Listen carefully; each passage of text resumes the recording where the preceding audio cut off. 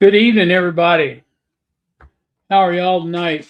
Another Monday night with bees all day. I'm having the same troubles tonight that Charlie had the other night. I can't get the link to pin to the top. Let me try it again. All right, send it.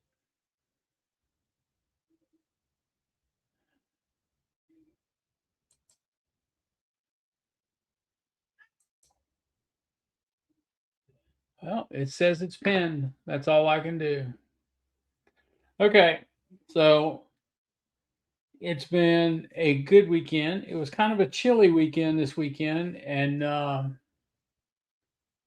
it slowed the bloom down a little bit up where I'm at. Um, Clay said he had rain all day today. Hey Joe, I see Matthew Sweeney in here. There's Pennsyltucky. Eric, he's in here. Let's see, Keith. There's Phil. How you doing tonight, Phil? Eddie's in here. Who else is in here? Jeremy Davison's in here. There's James. Um, that's about it for right now, I think. So, who's this? That's Joe. There's Bill Lee, and there's Uncle Junior, and there's Russell Koopman. Thank y'all for coming in tonight. I do appreciate it. We all know you're lovely, Phil.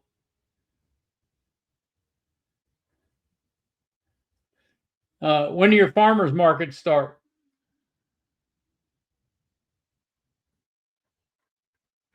There's the man, the myth, the legend, Sawmill Charlie. Hey,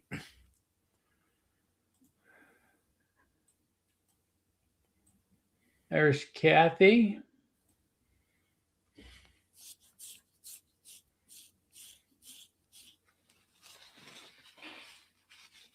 Yeah, it's going to get shaved off tonight. I'm going to knock it down to a mustache. I got my reasons. hey, Keith. So, Hey, so Joe. how was the 1 day conference this weekend? Saturday conference. It was good. Joe was up there. Joe Perry County B.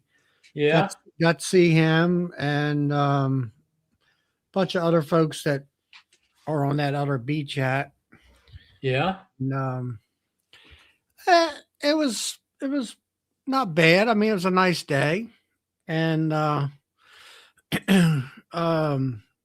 actually got to see speakers that I normally don't go and watch, and uh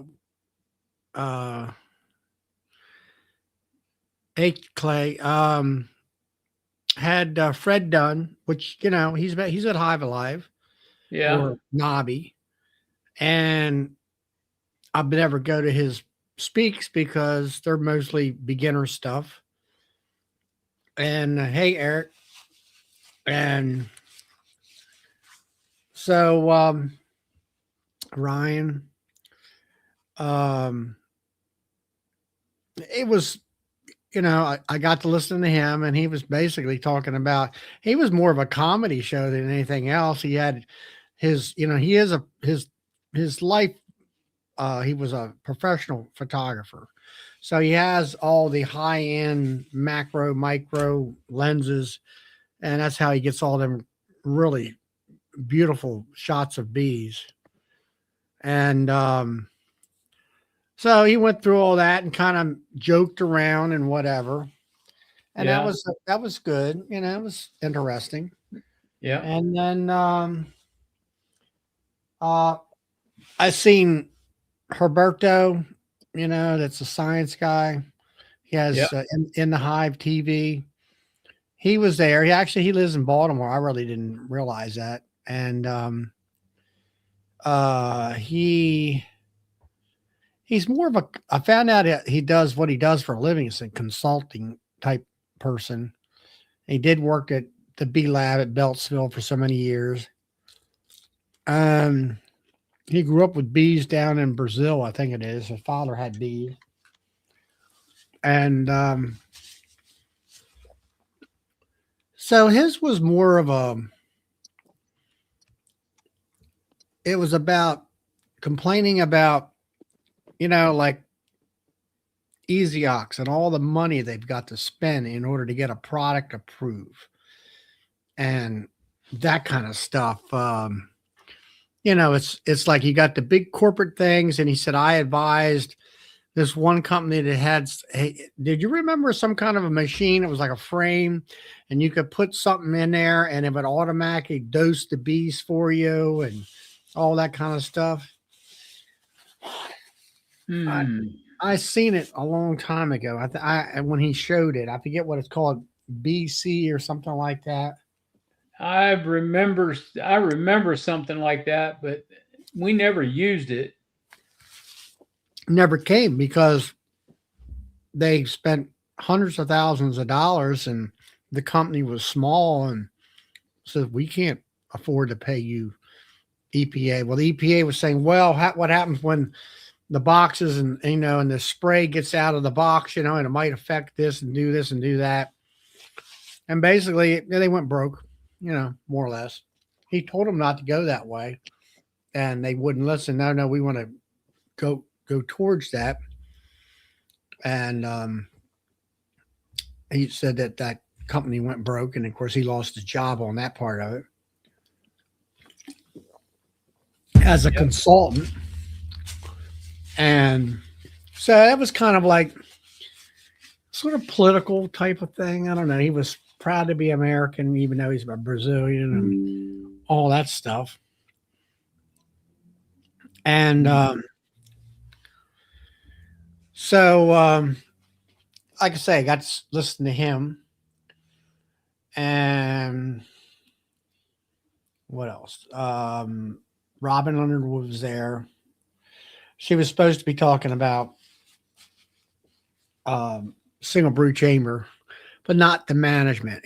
She was comparing single brewed versus a double deep, and honey and bees, and you can get more honey out of a single versus a double, but that was only measuring the supers versus measuring the honey down in the brood box, which, yeah, a double does make more honey, but you're not going to get it all in the supers, and they're going to store it in that top box.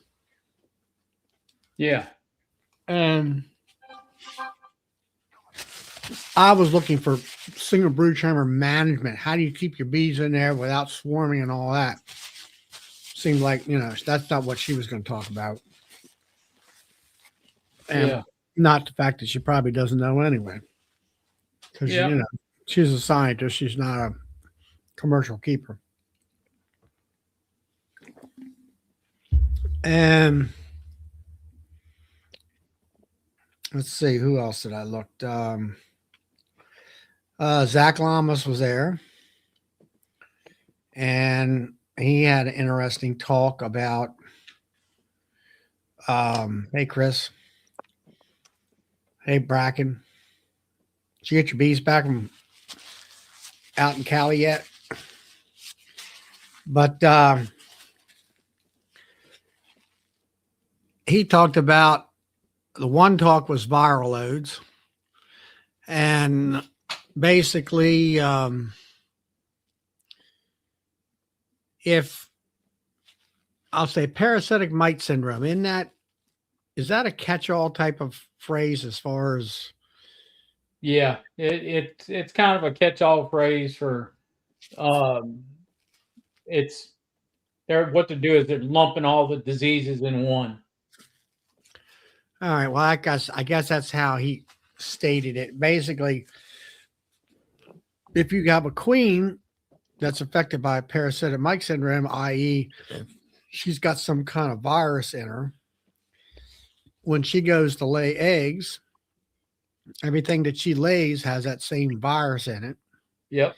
It's all passed along, whether it be a queen, whether that egg turns into a queen or a worker bee, it's distributing those viral loads amongst the brood themselves. Mm-hmm.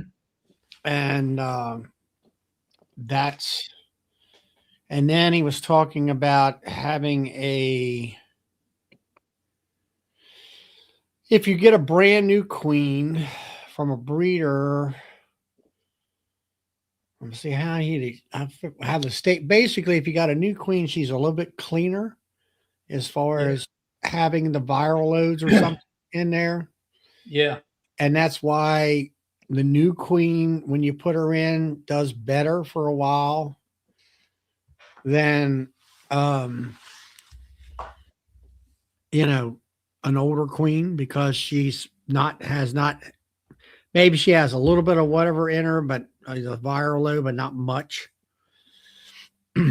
Whereas, a brand, because she's cleaner as far as the viral load, she does better. She's healthier, basically. Yes. And that's some of the problems we have. And That's a then lot of problems that we have. well, I think that's the majority of the problem we have right now. And they had some other speakers there talking about, like one, she was a member of the club, I think. Anyway, she was going to talk about the latest mite treatments. Like, I guess I didn't go to that one. That was a breakout session. That was for probably Nora or whatever it is, that Man Lake's selling.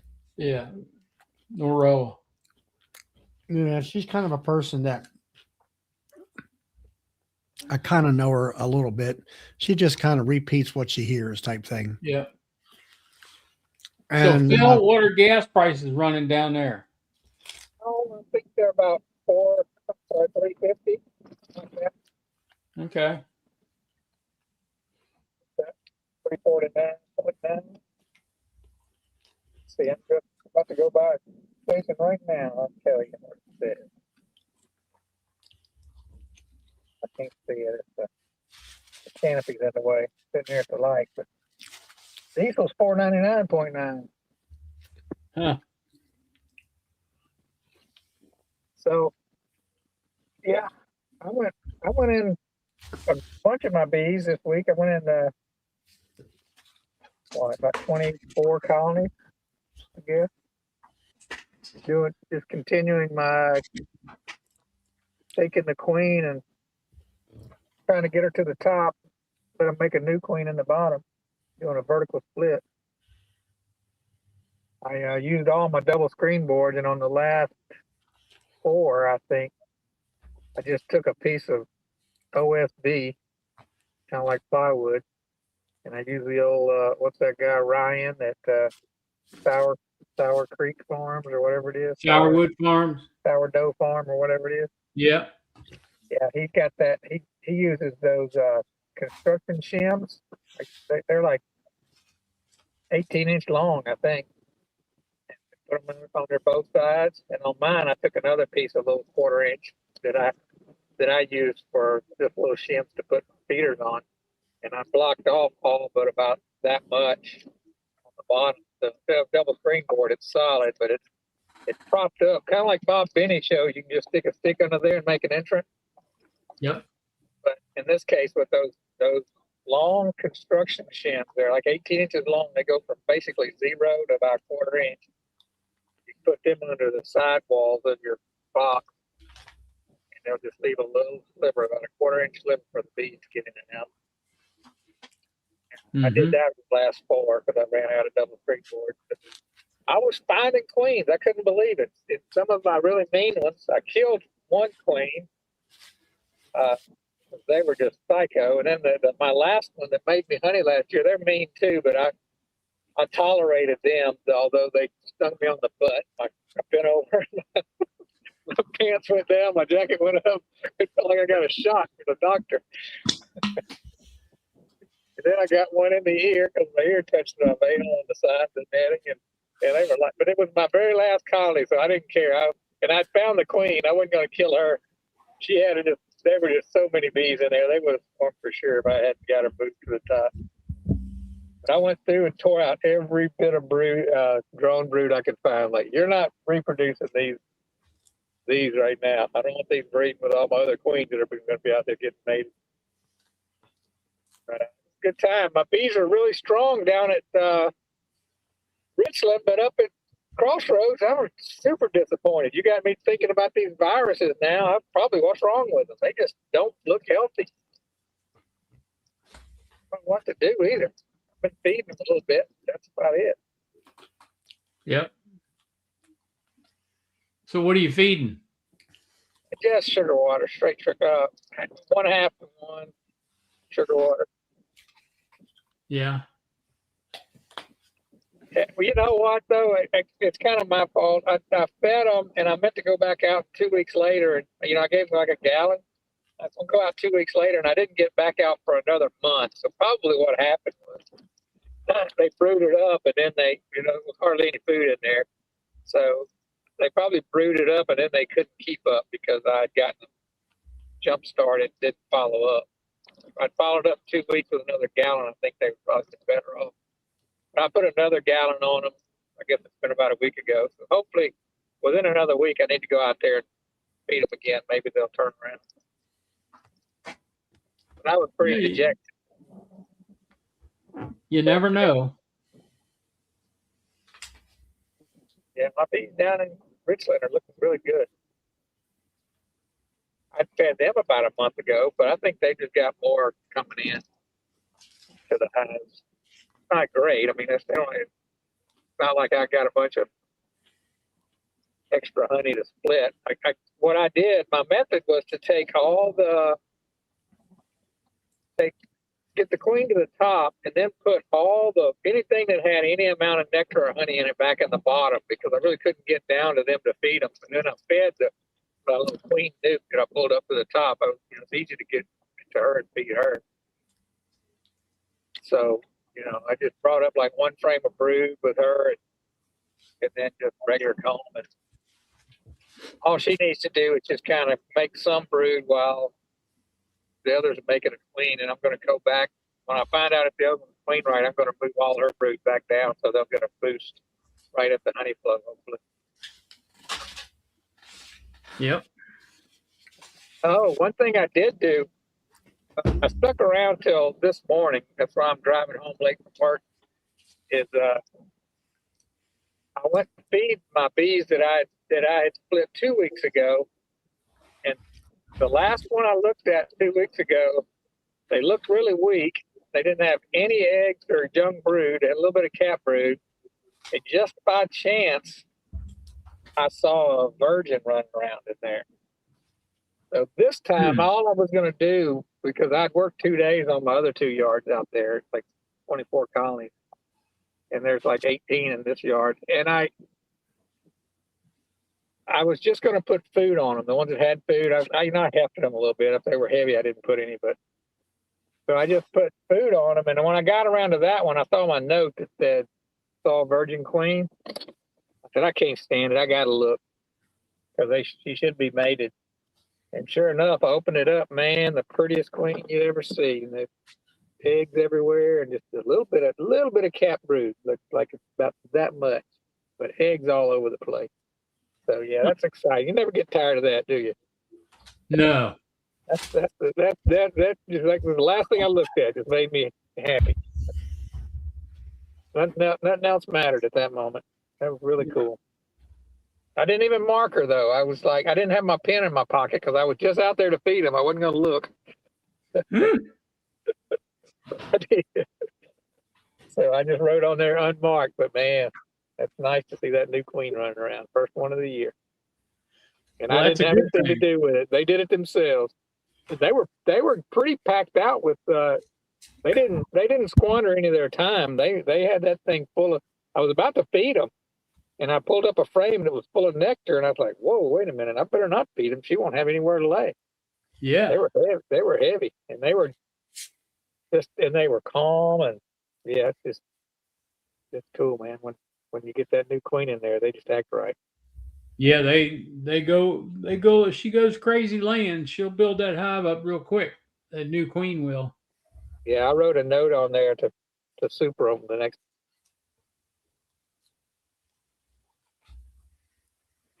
Well, he's locked up.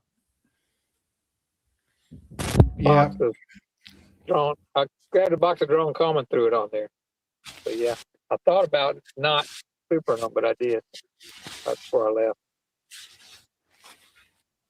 Yep. Well, it sounds like you're starting off the spring on the right foot. Yeah, like I said, it's a tale of 2 yards or 2 locations. The north location looks awful, and the southern location looks great. It could all change, I guess. But Yeah, it can definitely do that. So are you still feeding Charlie? Yeah, I am. Yeah, I was. Some of them I've given them about a gallon of sugar water, and I was wondering. I stopped. I was wondering whether to, I didn't want to overfeed them and fill them up. Yeah. But I've been through. I went through them Sunday afternoon. Not all of them, just different ones, and I was doing. I was converting nukes into 10 frame boxes and stuff, and I seen they were storing some nectar in there, but it wasn't everywhere. It seemed like they were utilizing it. It's kind of a restrictive amount coming in, and they stored some, but I think a good portion of it they were just utilizing it, to feed themselves and larvae and that kind of stuff.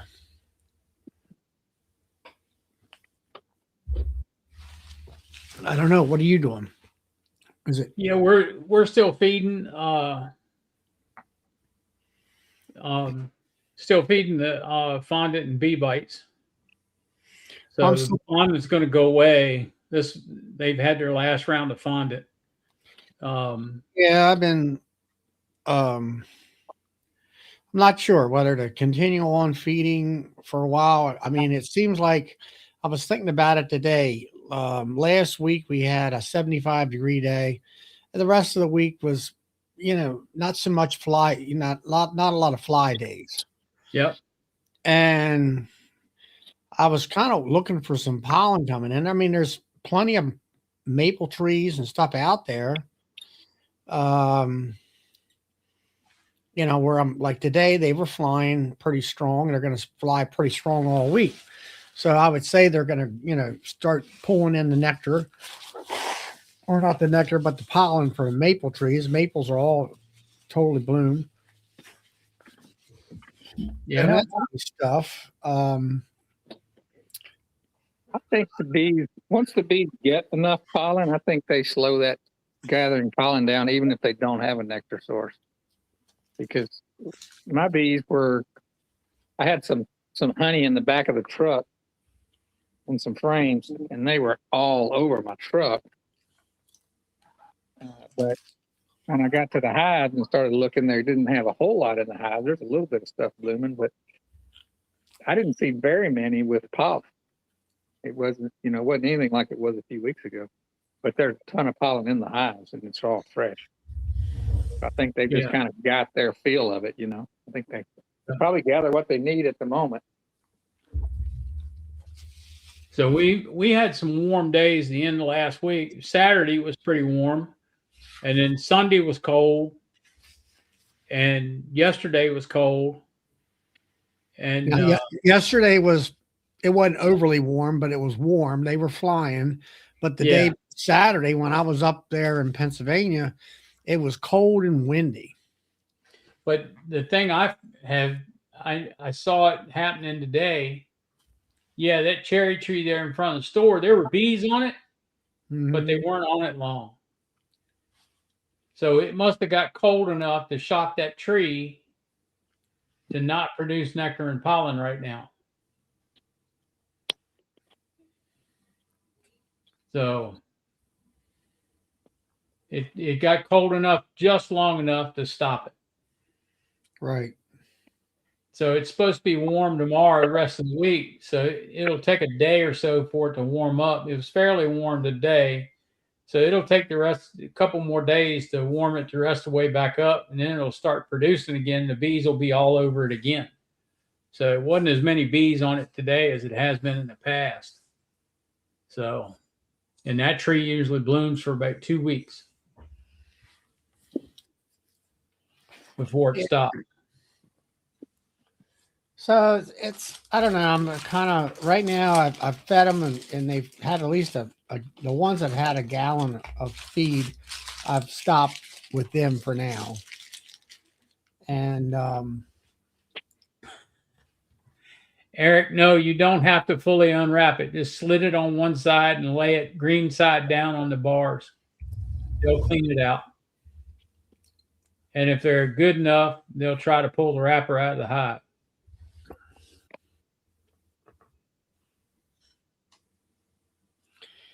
Does it unwrap those candy bars? Just trying to unwrap the bee bites and get them out of the wrapper. The little ones. Oh, the little ones. Yeah, if you just slit down one side and pull it open and lay it down on the top of the frames, they'll clean it out. Well, they got kind of sticky. Oh yeah, they get real sticky when it gets warm. What'd you say, Phil? See my pet? Oh yeah. Yeah. Looks like she's pulling fur out. I bet she's lining a nest somewhere. Yeah, she probably is. Because that's what it looks like she's doing, is pulling fur out. Yeah, I got the bee bite patties. I like them. I've been putting them on all the one hives that I switched over. They all got a half a pound. Yeah. And they eat it up. I'm hoping that will help with the viral loads, make them do better about, brooding up. Yep. And,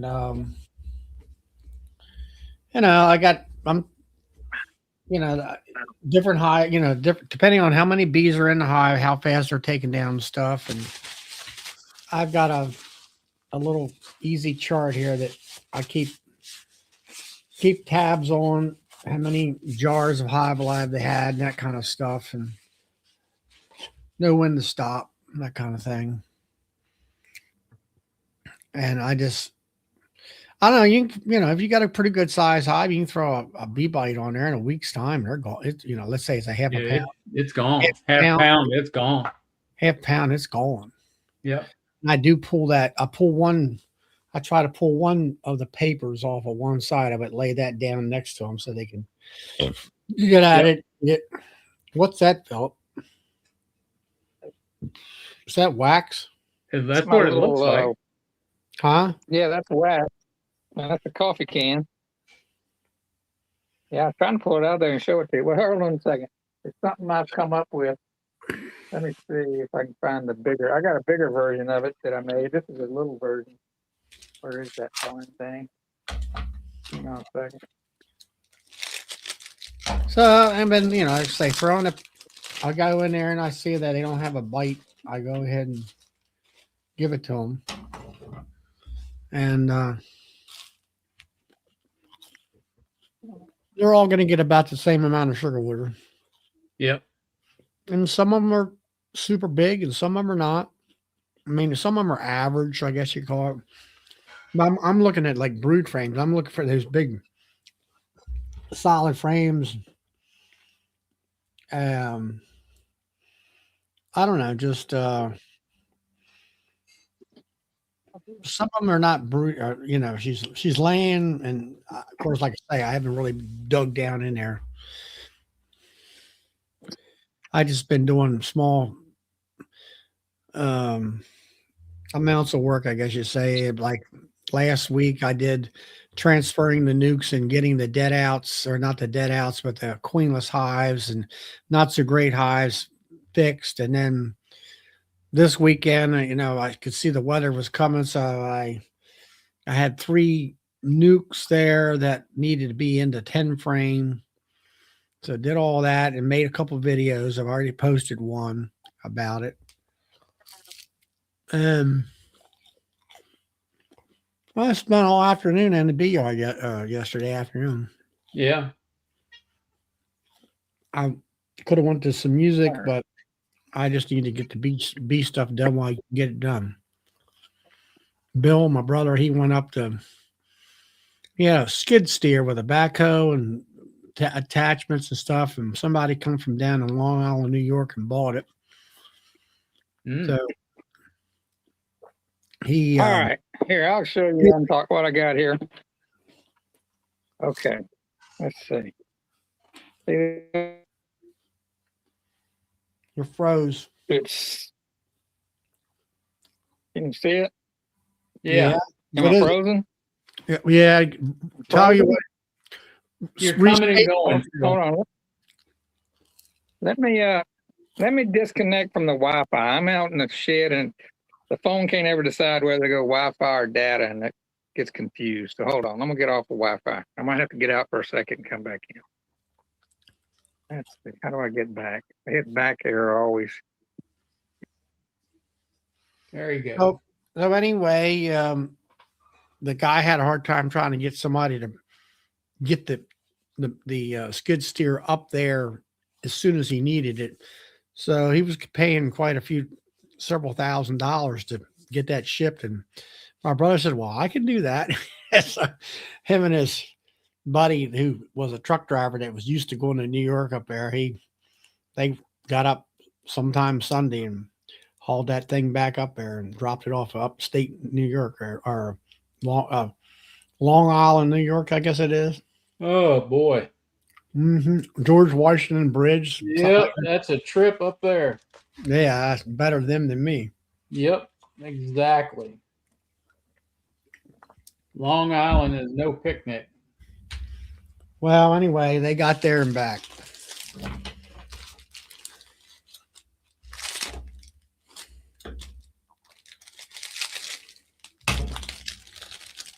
All right, Phil, All you're right. back. I'm back. All right, what is anyway, it now? Explain what it is, because we didn't hear any of that. Yeah. So what I've done, I was watching Cayman Reynolds when he was in Hawaii. There was a guy that was processing wax, and he used this stainless steel thing that he pushed down, and it pushed all the slum down, and the wax came up through like a stamped metal or whatever. So I figured, I can do that. Now this one's super dirty. It's got all kind of, but you can see the little bits of wax there. This is a bigger version. This one fits in this pot right here. So you get your wax in there with some water. That's a screen, believe it or not. It's just so dirty you can't see through it. It's like a window screen. And you can, when you push that down, it pushes the slum down and the wax floats up and you let it get hard. Okay. So just for shits and giggles, I decided to try to make one out of a coffee can. So let me pull this thing out of here. I might have to put the phone down because I need 2 hands to get it out of there. Hold on a second.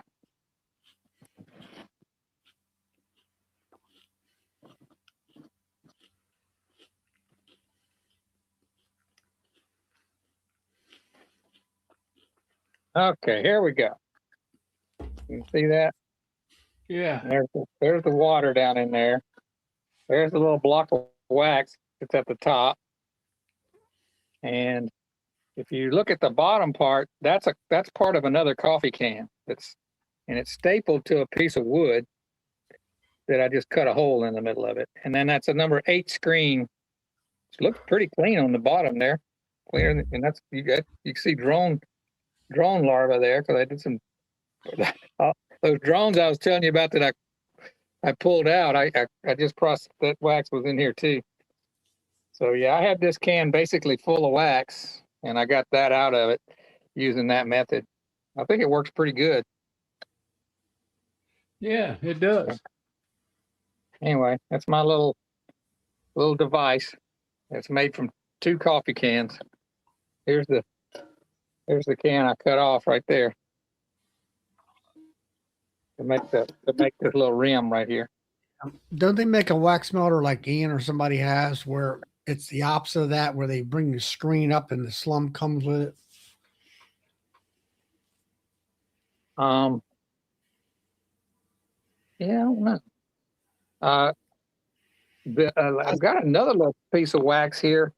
When you do this method and you just melt it, and you don't push it down with a screen, you get a bunch of gunk on the bottom side of it, right? Mm-hmm. So I'd done that with some real old wax, and the part that I scraped off the bottom was the very first thing I processed in this little container. And just from the part I'd scraped off the bottom of another puck that I did in this one, I got that much wax out of it by using this little device. It's about a quarter inch by the size of that coffee can. It's not nothing. And that was just from the scrapings. So I'll use this to, wax frames and stuff. All right.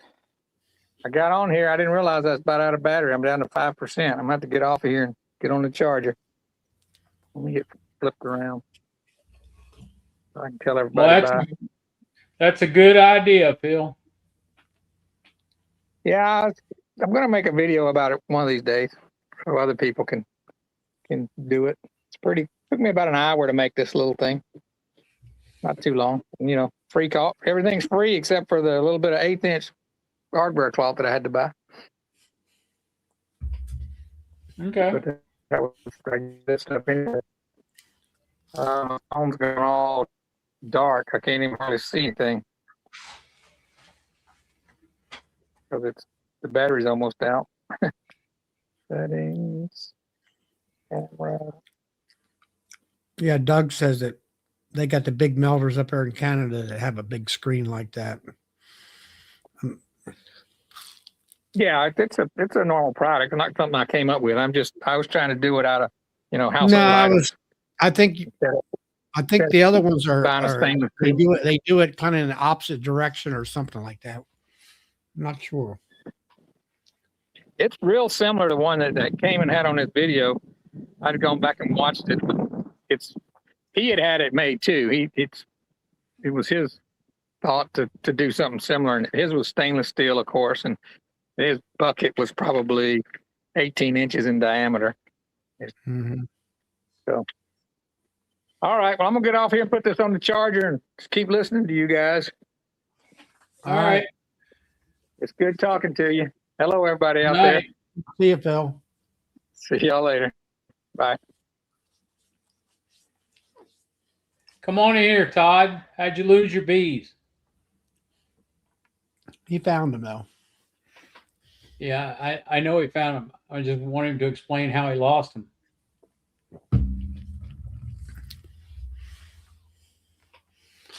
So anyway, Llamas had that, talked about the viral loads and stuff. I found that interesting and informative for what I've been trying to investigate. And the other one that was really the one is my friend.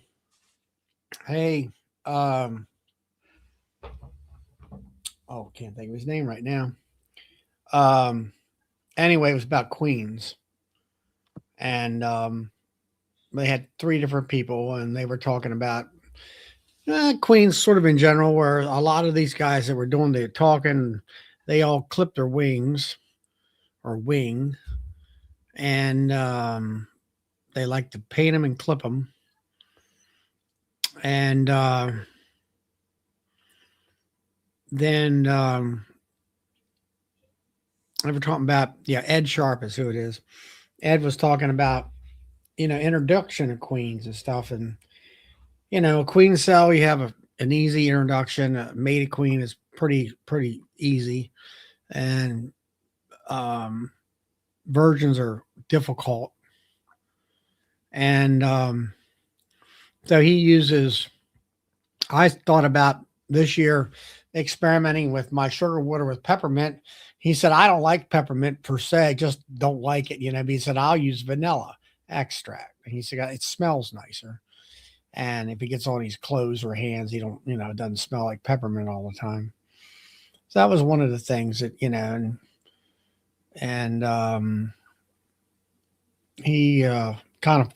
he's a sort of a queen breeder. He's been doing it for 10 years or more, and has bred in, gentle hives and that make, he can walk around them with pretty much no suit or anything. That's how gentle they are, and they I think they do pretty good honey producers.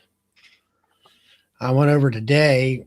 Blake, the kid that I mentored, he's I'll say in the Middle East right now, and so he's trying to sell nukes, and he's got some hot bees. I'll have to say that much. Them suckers. I'm like, man, these guys have got an attitude, and they have, they haven't been fed any sugar water, and I'm wondering whether that's one of the reasons why they're feisty or protective per se. They're not in my face, but they're all around me. What are you doing? What are you, type of thing. So I'm trying to help him out get the nuke sold while he's out of town. That's pretty much what I've been doing. Yeah. So, Joey, I got a question for you. Have you ever heard of this introduction process for queens? If you have a queen that you're going to requeen a hive with, and it's a fairly aggressive hive, or it's a large hive, putting painter's tape over top of the candy plug and just popping a hole in the painter's tape. Yeah, Bob Benny just talked about that. I've never done it, but I've seen it done. And like Charlie said, Bob does that. But it's not because it's aggressive. It's just because he wants to slow the introduction down. Yeah.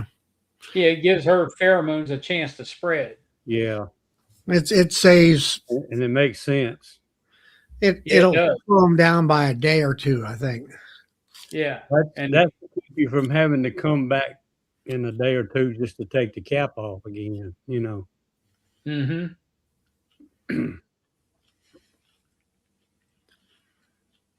Okay. But before I'd ever heard of that, I used to just come back, like say, leave the cap on and come back in 2 or 3 days and take it off and then go back 7 days again to see if they took her. I hear a slight echo. Y'all hear that? It's way in the background. No, I don't hear an echo tonight.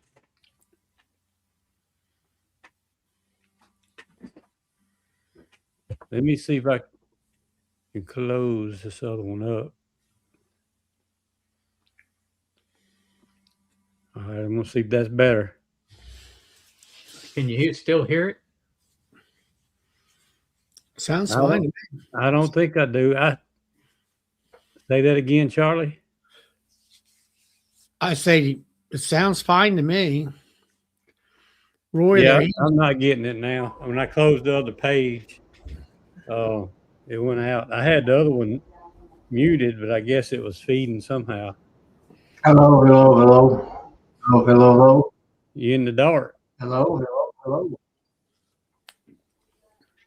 Hello. Your picture's froze up there, JW. Hello, hello, hello. Hello, hello, hello. Hello, hello, hello. We can hear you. We hear you. Hello, hello, hello. Hello. Echo, echo. Yeah. I'm so tired. I'm punch drunk tonight. Yeah. First time I went in today, I found swarm cells. I did a lot of pulling 2 frames of bees out. I hope it's warm enough for that. Pulling 2 framers. Yeah. With a cell. Anybody use one of them introduction frame cages? Did you ever see one of them? Use one of them introduction. I used to make them. I'd make them out of regular 1/8 screen. Yeah. I've used them before.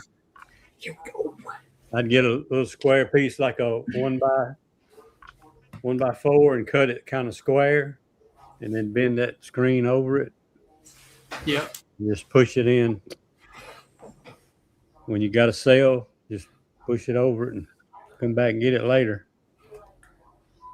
I've used them for brood breaks too. Just stick it over the queens, cage her up for a week or so. You have to go ahead and feed her through them. Hello, Ian. Hey guys.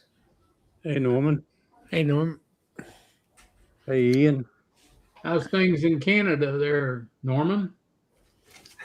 You guys keep calling me Ian. Oh, there's Ian. Oh, there he is. Oh, there he is. Yeah, Ian, you should come up too. You're much more popular than me. We're having a beautiful day today. It's real warm and sunny. Yeah, Ian's still got snow. Yeah. Yeah, it's I'll yesterday tell you was brutal. It was like a little bit above zero, and a little bit of rain, and yeah, that was rough.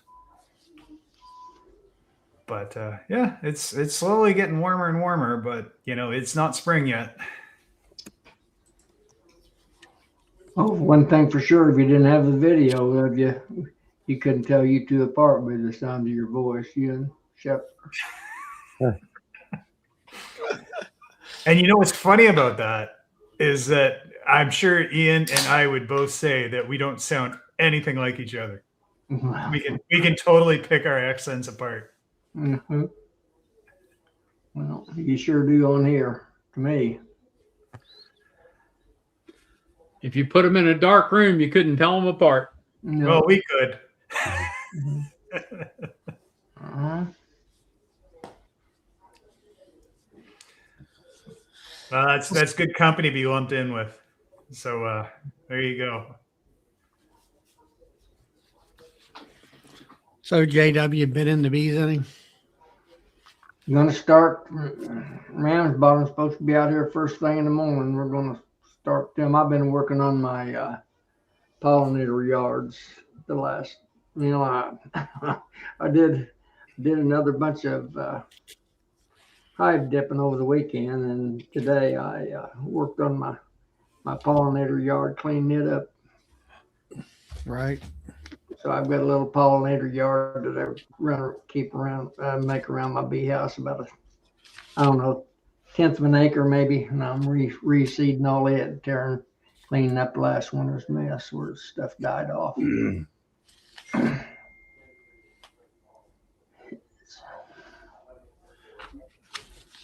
Hey, Joe. On my hands and knees about all afternoon. That's about all I could. That last session is about all I could do to get up after I was on my hands and knees all afternoon. Getting too old for that crap.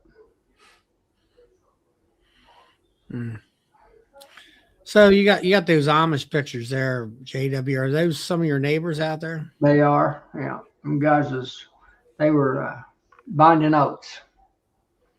And one brother was doing the binder, and the other was doing the stack them, so to keep the rain off of them.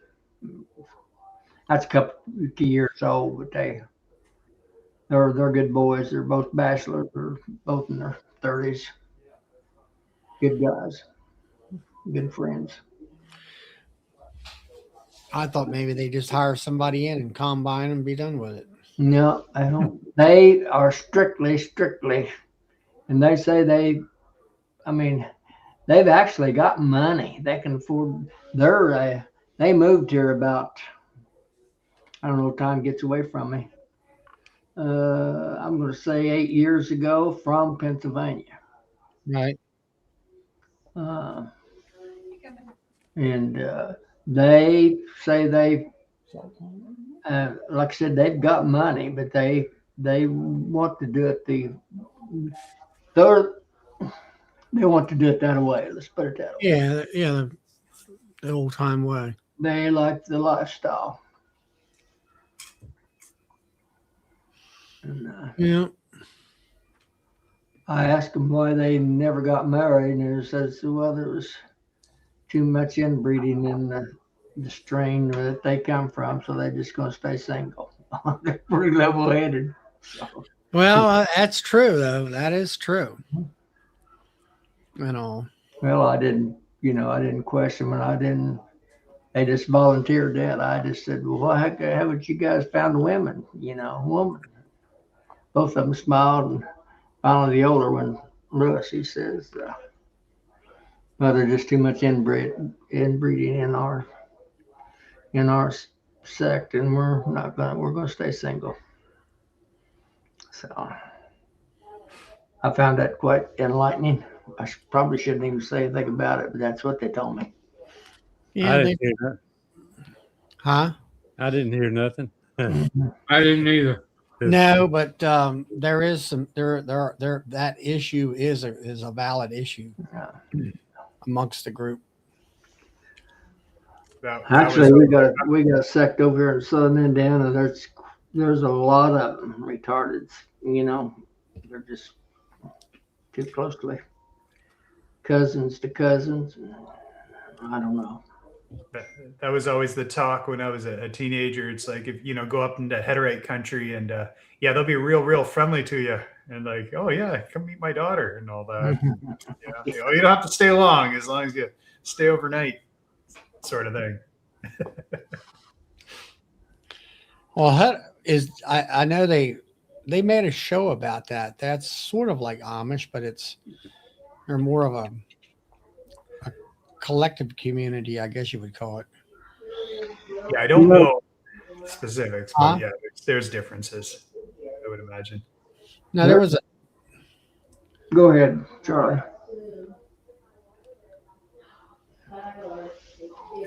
Speaking of that, what I was going to say is I got acquainted with a and I had that 3 or 4 years ago. Greg Burns had a kind of a get together for the beekeepers at his place. I went out there, and there was a gentleman there. I thought he was an Amish, and I got to talk to him. He's from Western Missouri, right on the Kansas line. He's a Caucasian breeder, pretty. Sells a lot of Caucasian queens and stuff. And he said he had to dress like an Amishman. He said, they're a real basic Baptist community of some kind.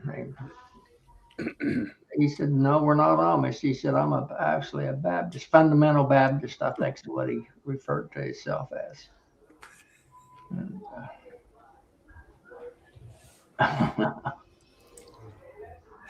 Well, I'll respond to that, Ian. It's I said it was urban legend. I'd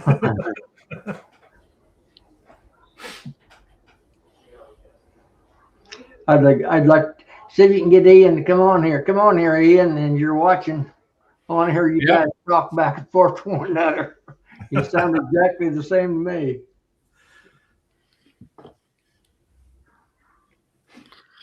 He may be still. I think Norman's voice is a little bit more raspier, not real raspy, but just a little more on the raspy side. well, it's the phrase. It's kind of crazy. German Baptist. You're probably right. It's a real fundamental Baptist sect, anyway. I can't think of the gentleman's name now. Real nice fella. I don't know, Ian. There's a lot of people in here that think you and Norman sound just alike. I think he sounds much more official than me. Mm-hmm. Way less country. Yeah, Norman's that West Coast that's super true. boy. Yeah, I don't sound very country compared to you. Yeah.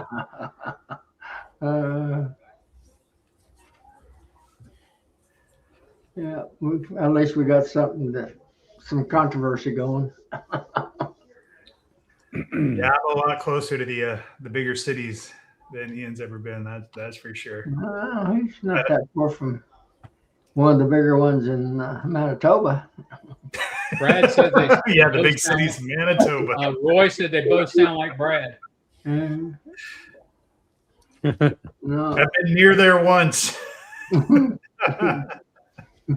And never again. Yeah, Winnipeg. Hey, easy, DC. I think it's about I don't know. I don't know how big it is anymore. It used to be about 35,000 when I was used to go up there. I don't know if it's that big still or not. Maybe bigger. Maybe a million. I don't know.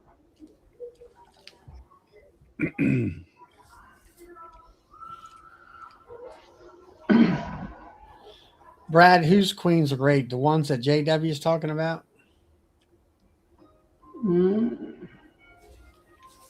I didn't see. It's Braden, Sounders. Brandon. I didn't see. I didn't see. Is it on? Is it in the chat? Yeah, it's in the 20 chat. minutes from him, his queens says Oh, Brandon. great. I let put him off his. His queens are great. Okay, what's his name, Brandon?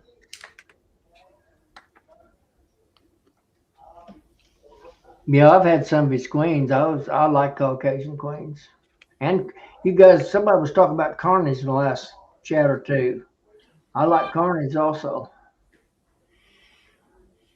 German Baptist guy, Philip. Yes, I've got a card from him. He actually had a business card.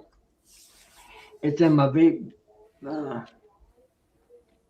It's in my billfold, and my billfold's in my truck in the garage. So, but that was his name, and really a nice gentleman.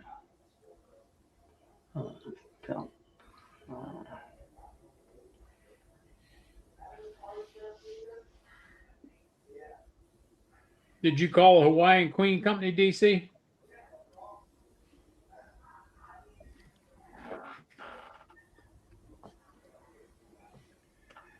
DC, I would suggest you get some Golden Wests.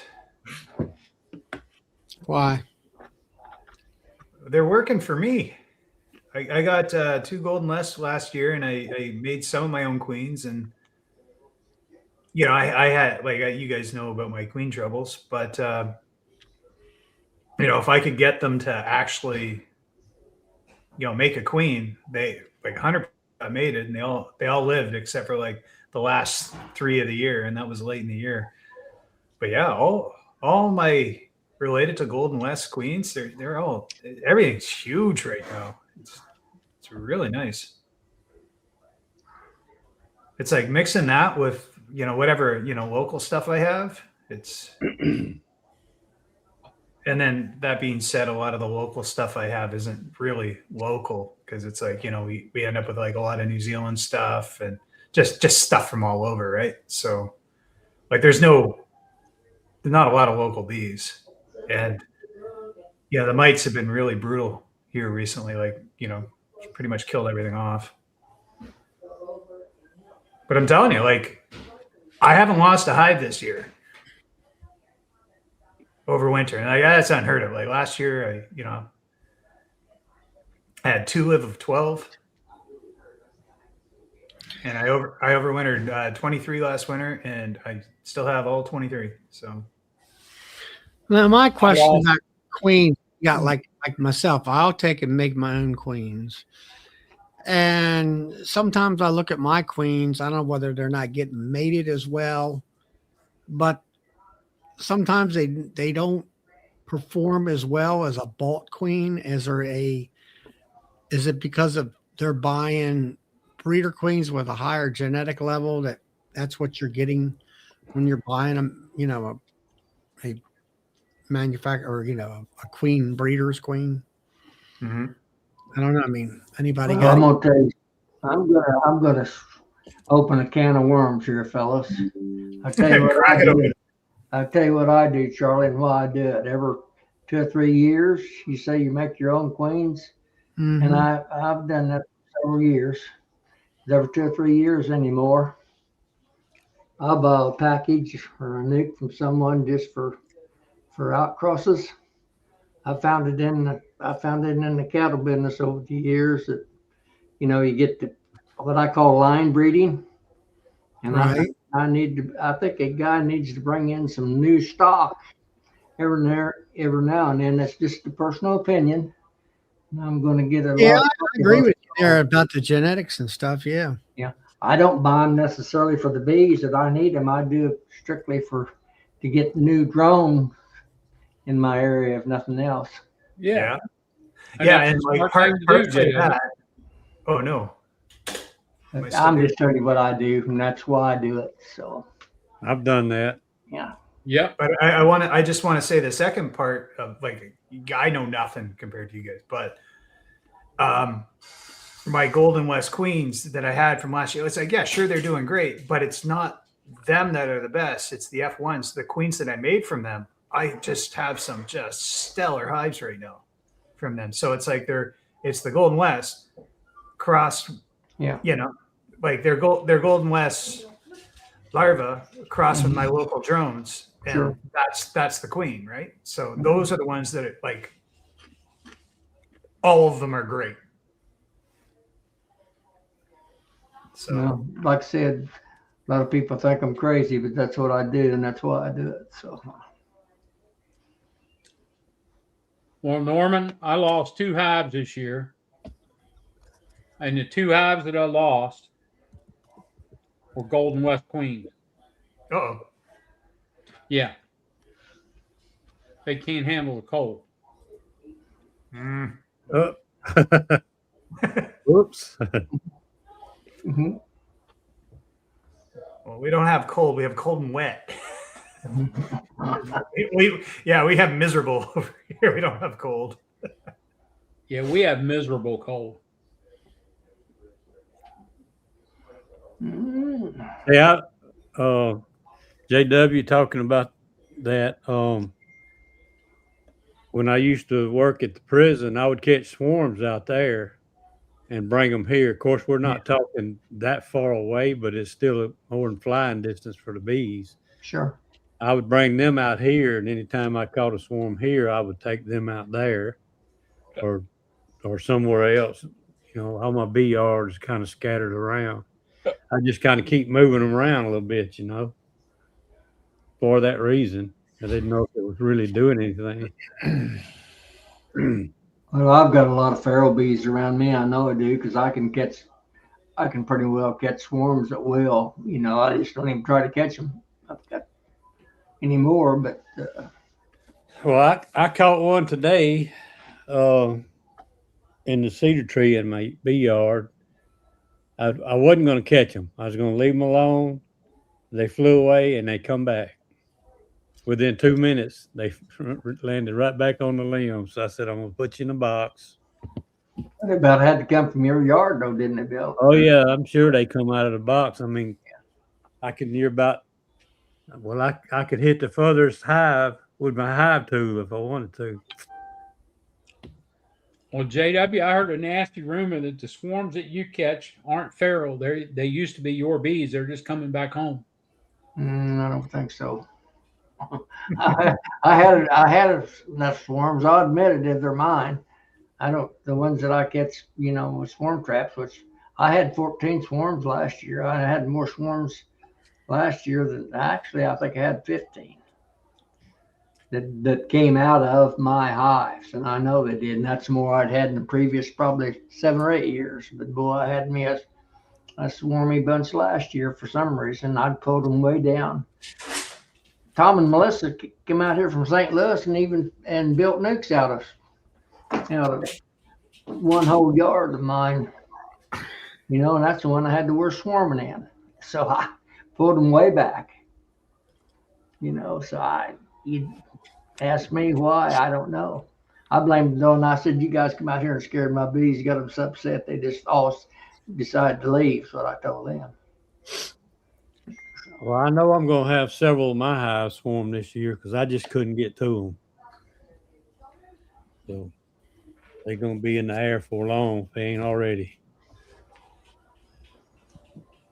Us Canadians envy you guys so much. It's like, I'm just excited to see a dandelion right now. Boy, I could tip you a half a ton. I've got them every 2 feet. And there's about all my yards around here right now. Yeah, they'll be here. They're just not here just yet. Yeah, I just got to close my door.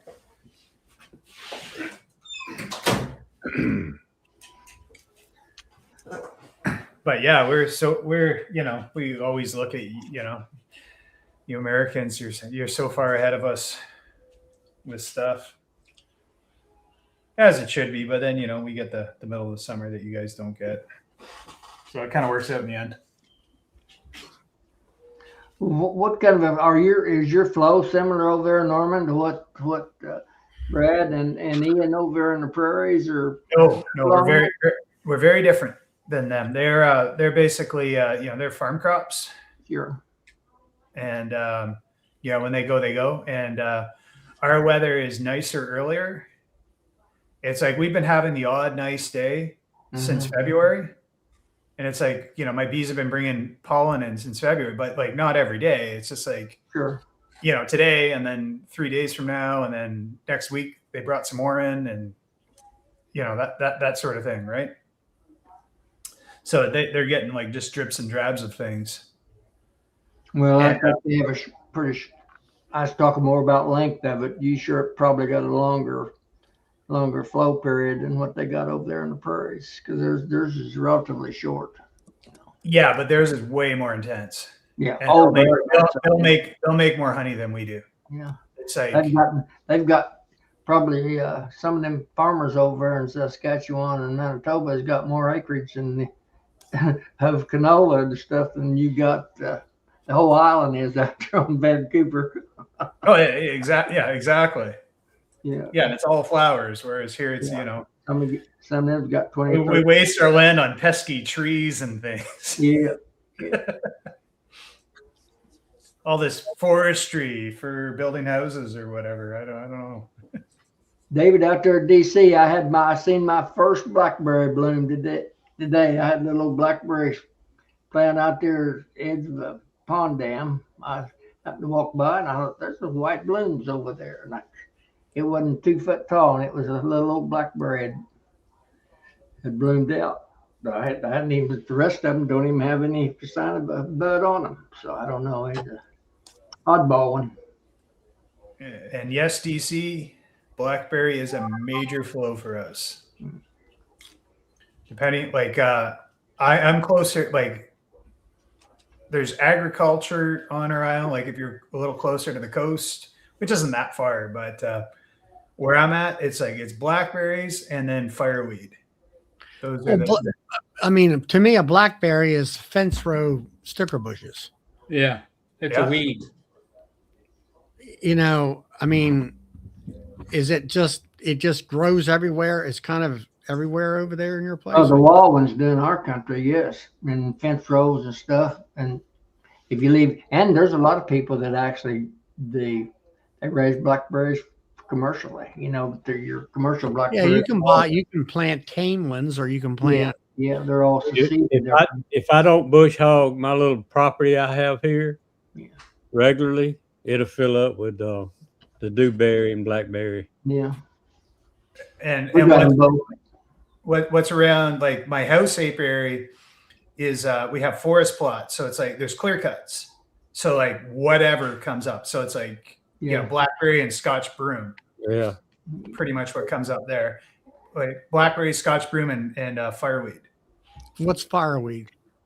So it's real pretty purple flowers, and you should look like you'd have like. It's kind of a little bit later than blackberry, but not too much. And it's like just a real tall. It grows on disturbed soil, and it makes a real light color. Like if you have blackberry honey, it's like it's clear, almost green. If it's pure, your honey's clear. Your blackberry jelly's clear. No, the fireweed. Oh, okay. All right. And then we have two types of. We have the local blackberry, which is it's kind of like tripwire that grows along the ground, and then we have the normal invasive one, which like you're familiar with. Them ones on the ground, we call them dewberries in this country. They'll come on a little earlier than the blackberries. Yeah. Kind of viney. What's a dewberry look like, JW? They look about. I mean, they're viney and they'll grow closer to the ground. They look the same as a blackberry. Is that real big one? Yeah, dewberries get quite a bit bigger than the wild blackberry. Yes. Well, our tripwires are tiny ones. Like our local blackberries that like are from here are tiny. So I think we're different on that. And then our like the invasive blackberries, they're like, well, they grow like that, and then they put more roots down, and then they go again, and that sort of thing. That's the nature of Yeah, there's your blackberries. Blow it up, Bill.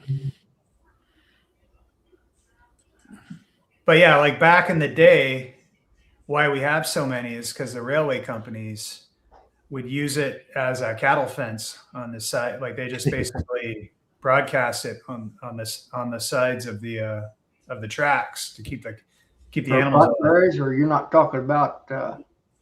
I'm talking blackberries. Not Montiflora rose. I'm gonna say that's what they plant in our country, or used to, brought in there when I was a kid. They said they'd make a fence where you wouldn't have to build a fence. Well, they didn't realize that the birds would scatter them all over the world, and the Montiflora rose about took this part of the country. Yeah, they had that around here. It was supposed to be the living fences, my father used to say. And I said, now you don't see it. Between paraquat and bulldozers, we got rid of all that stuff. Yep. The same thing with the hedges I was talking about the other night. Those little hedges. That's him. Multiflora rose. Sage orange. The hedge, the big tree hedge is up. We call them hedges, but they have the apples on them. Yeah. That's Osage orange. Is the great big old green thing about the size of baseball. Yep. And just to answer Galloway, yes, fireweed grows very fast. Yeah, especially it after gets big. It's like a real healthy one will be 8 feet tall in a season. But it's annual. Or no, so it makes seeds every year, but yeah, that's annual. That's not perennial. Yeah, there you go. Yeah, dewberries, but they around here we called it something else. Maybe it wasn't the correct name for it. I don't know that dewberries just I've ever heard it called. I don't know what the genetic name. A lot of people call them blackberry, dewberry, briarberry. Yeah. Well, that's different than a black raspberry, right? Yeah. That's what I love about our forest around here. We have thimbleberries, salmon berries, 2 types of blackberries, blueberry, just berry. There's so many berries. I don't think they made blackberries anymore. Oh, really? Yeah, I thought cell phones took them over. Yeah, there you go. Yeah. The last great Canadian corporation, eh, Charlie? That's Smuckers. Yeah. Smuckers took over BlackBerry. And they're like, oh boy, did we make a mistake? What are we going to do with this? You never hear people talk about raspberries. I don't know. I'm assuming they're a forage too, but there's not many in my country. They're a little further north overall, I think. Yeah, we got a lot of wild raspberries here. Do you? Yeah. Well, I thought there's all further north because there's very few in our country, unless ones that's here is planted by people in their gardens or something. Yeah. Yeah, we planted a bunch of raspberries last year. Oh my God, they're so good. I don't care about I normally love my blackberries, but if they're raspberries, if I was there. Yeah. There's another picture. You see it when it's still red and then it turns black. Yeah. Now we have black raspberries and we got red raspberries. Yeah, but them's blackberries Joy's got there. Oh, we got yellow ones and pink ones. Well, there's all kinds of colors.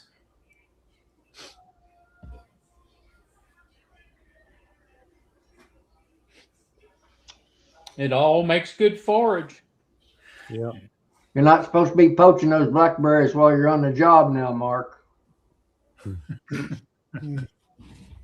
Mark's a keyboard out there in Ohio. I always kid him about breaking the game laws.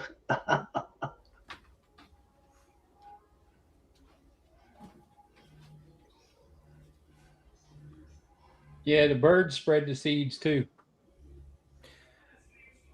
Yeah, Yeah, fireweed grows in disturbed land really well, but it gets out competed. I was cleaning out my pollinator yard. I was telling him on my hands and knees, and a little old bee, or big old, or wasn't no little one, a big old bumblebee come in and circled my head about 2 times and went in the ground right in front of me. Oh Lord! I guess they had a nest. None of them came out. You got lucky, JW. Yeah, well, I've been stung before by bumblebees. I abandoned the tractor one time. I was helping my grandpa. You knock it out of gear first? Yeah, more. No, I didn't. Mobile plowing in a clover field, and the plowed into bumblebee's nest, and they attacked me, and I abandoned ship. Went and told my grandpa it wasn't very big. He said, "What'd you do to the tractor?" And I said, "It'll stop down there when it hits the tree down there in the fence row," and that's where he found it. Yeah, bring him on. Bring him on, Mark. There you go, JW. Yeah, it looks like you. Looks like you got.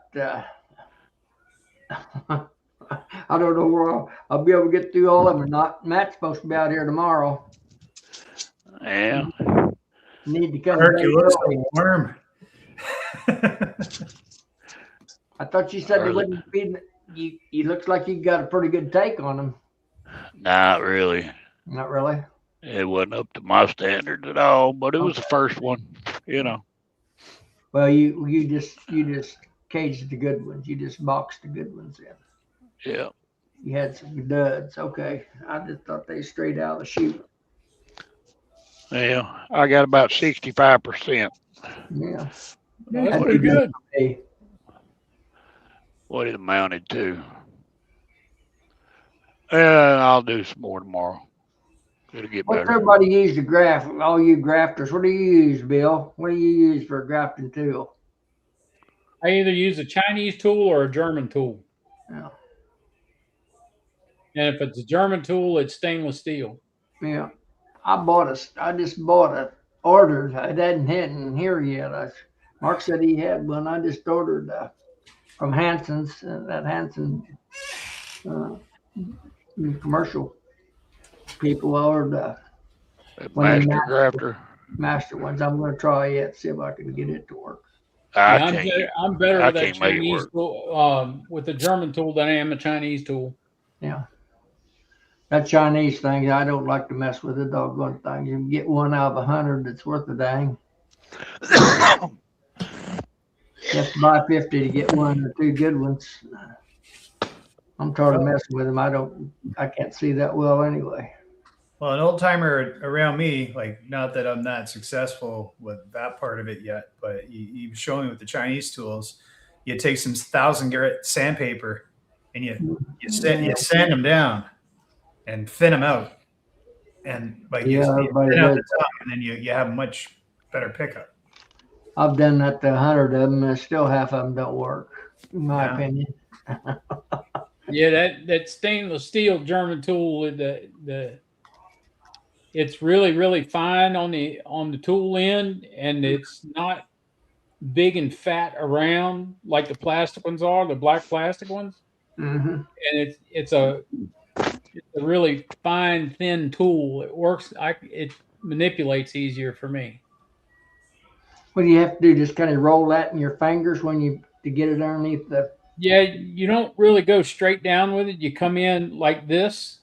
Yeah. So the tool's pointing down, and then it's almost 90 degrees to the cell. Yeah. You got to angle your camera down because you can't see and a when hand. you get down there, you just kind of roll it just a little bit up underneath that larva, and you pick it up, and you do the same motion when you put it in the cell. you unroll it, and it'll come right off perfect every time. Bill, you got to stand up and do that again because we couldn't see you. You're out of frame. All the hand movements, all the tricks all your away. hand movements, you're like, you do this. I'm not going to give all the tricks away. Yeah, it costs you That's extra. why I'm here. It costs you for extra. your hands. It costs you extra, Norman. My goal is to not pay you $40. Yeah. Hey, James Lee. Totally well worth it.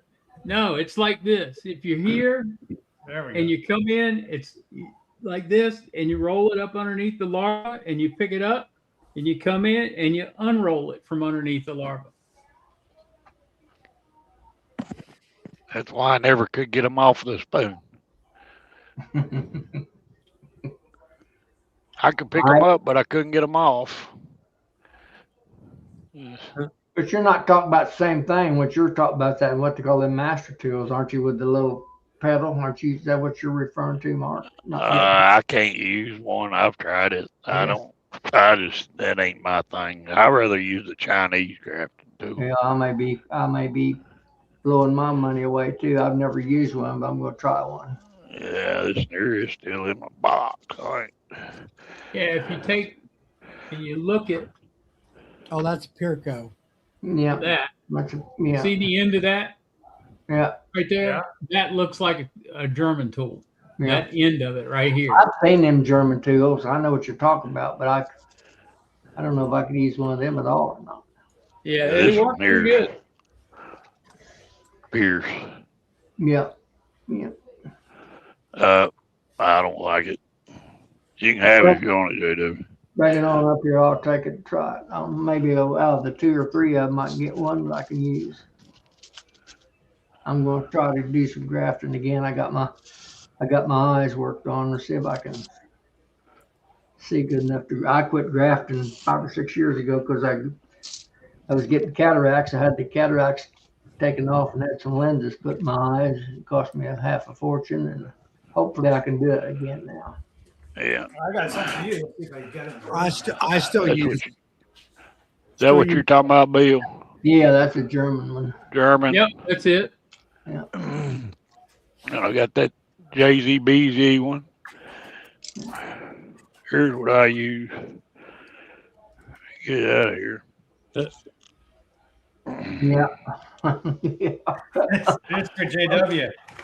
That's that's that one-eyed purple people eater we've been looking for. Yeah.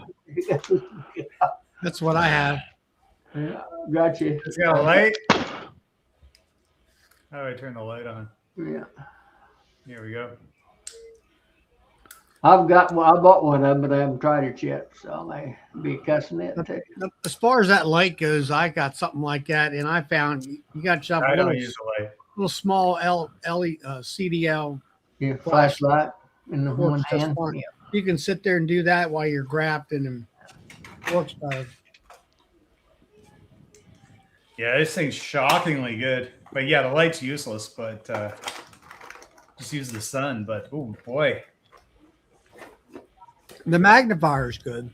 Yeah, the magnifier is good. I use the handheld flashlight too, and when you hit, that's really bright. When you hit that larva with it, it looks like that little half chain of pearl necklace there. And that's what you're going for. It'll start to, when you get it to where it starts to glisten, then you can really see it. Yep.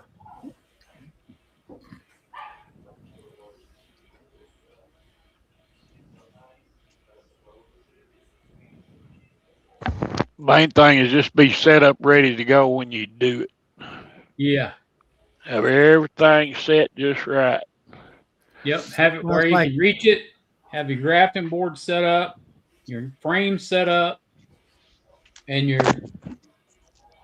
your grafting cups down there, and to be ready to go when you start. Don't have to get up and go search for something. Right. It goes so much better. It's like Todd talks about that paper clip. That's what they do down there. Hardeman's down there. It's just a small piece of copper, and they'll sit there and ping that thing out with a little hammer somehow. I've never seen them do it, but got a little scoop on the end of it with a slight little hook. and they make kind of like a German tool, but they made them themselves. You don't have a CDL flashlight, Dodge? Yeah, whatever it has, LED. I run across the CDL inspector one time that had a flashlight, and he wasn't no fun. Yeah, he's sticking right in your eyes, did he? Yeah. He used that flashlight and looked in under everything. Mhm.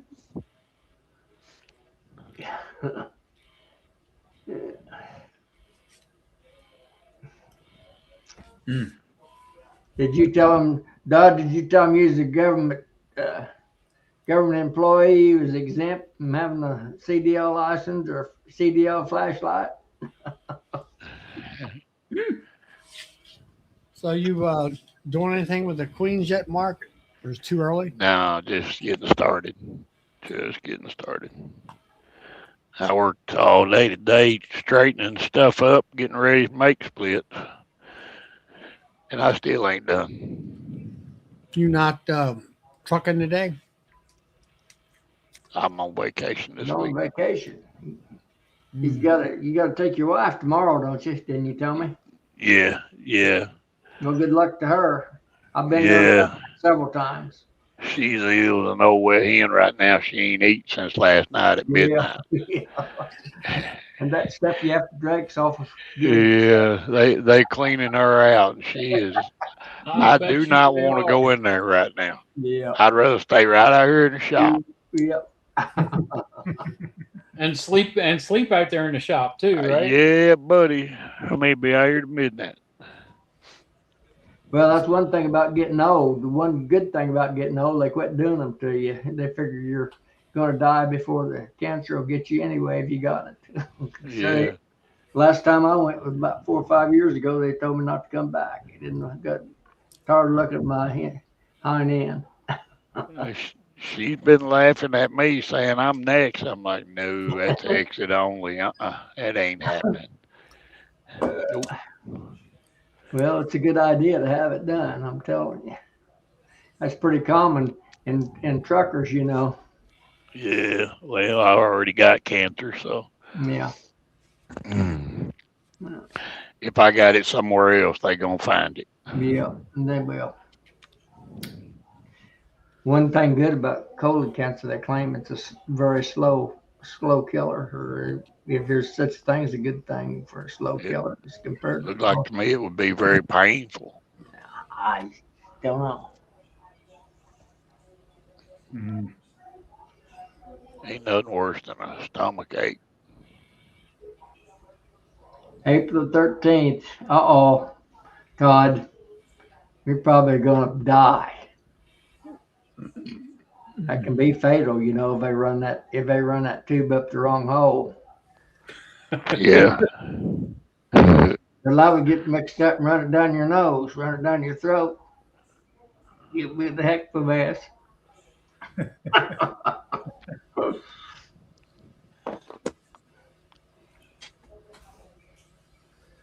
Well, they're working on it. Maybe they'll figure it out before your time.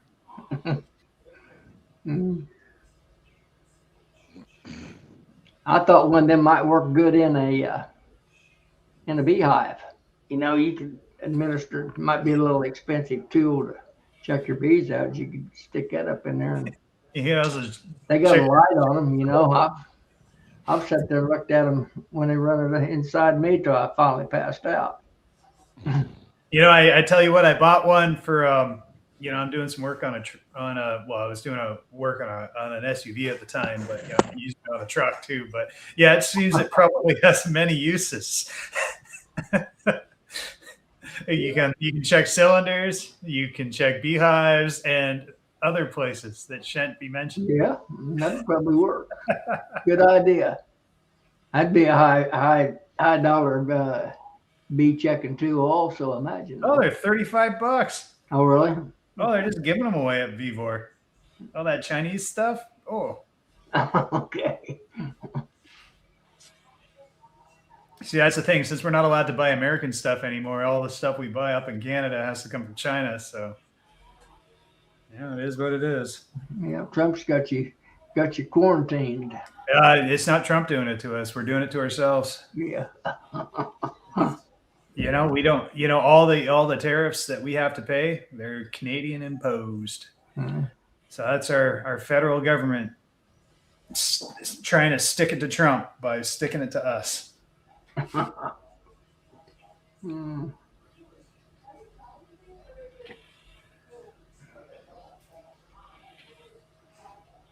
What time you gonna get out of bed, Wednesday? JW? Somebody said something. Mark, you must put your mic back. What time you gonna get out of bed Wednesday, JW? Oh, yeah, I usually sleep to about 11:30. Oh well, I done been done by then. I'll be here. I'll be up when you get here. I imagine if you get here awful early. We probably gonna leave about 4 o'clock. Yeah. Well, you're what? 3 hours. I don't even know where you live. Well, I just live right here. See with me. Can you see me there in the background? Yeah, I see you on them. All you got to mules do back is there. ride around till you see somebody on that machine back there. Right. Yeah. See that horse-drawn? See that horse-drawn binder? You know you're here. Yeah. You got a pencil? I just text it to me. Okay. You can text it to me tomorrow. Yeah. I will do that if I don't forget. You know how I am. You have to call Yeah. me. Don't tell us here. The whole chat will show up at your place. Don't forget to text me that Pancakes in tomorrow. the morning.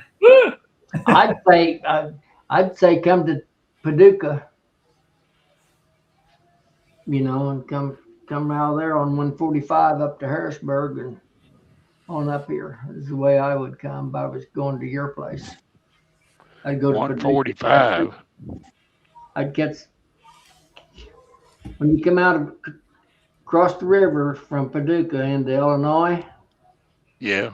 The first right, it ain't 100 yards after the bridge. I don't think, as I recall, and catch 145 and come up to Harrisburg, Illinois, and it'll take you back into 45. That's a little shorter than if you stay on the 45 all the way up through there.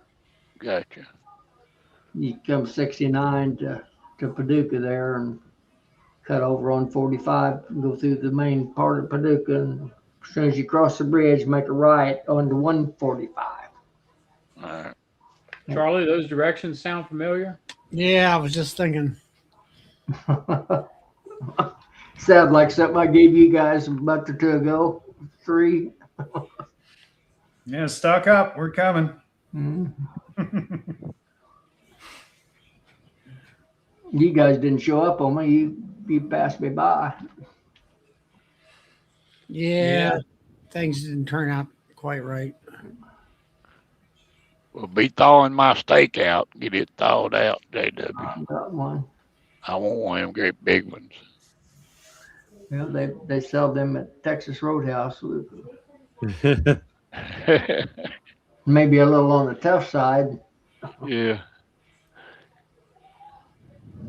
I had a T-bone for dinner this evening. Ooh, Richie Rich. Well, that ain't my favorite. I like their ribeyes.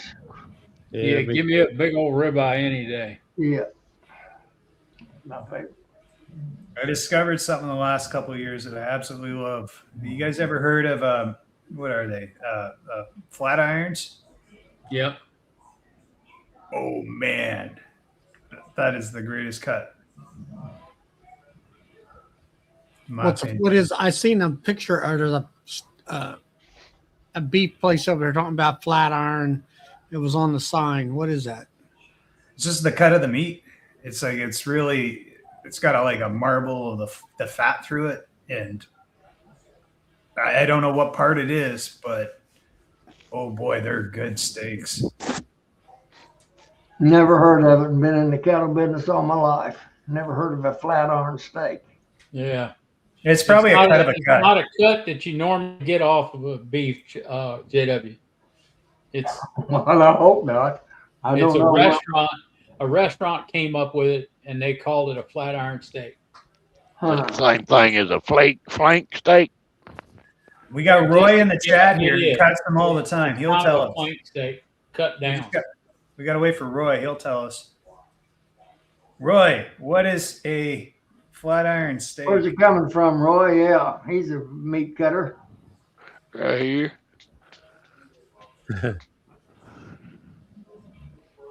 He says he cuts them all the time. Okay, all right. Gotcha. Blade of the Man, shoulder. more like moron. Roy said it's the top blade of the shoulder. There Can't you be go. that good if it's not an inch. If it's a steak and not an inch thick, it can't be that awful good. I don't think you can get an inch steak off the top blade, can you, Roy? I don't think it's an inch thick either. That's like 3/4 of an inch to an inch. Yeah, they're not super thick, but oh, they're good. They're just riddled with fat. They cook so good. 4.5 minutes one side, 3.5 minutes the other. Perfect. My favorite way to eat a steak. You guys probably all going to turn your nose up and think I'm totally crazy now. Flat ass raw. Oh, the sushi grade. I like it. Skirt steak. Depends on what her name is.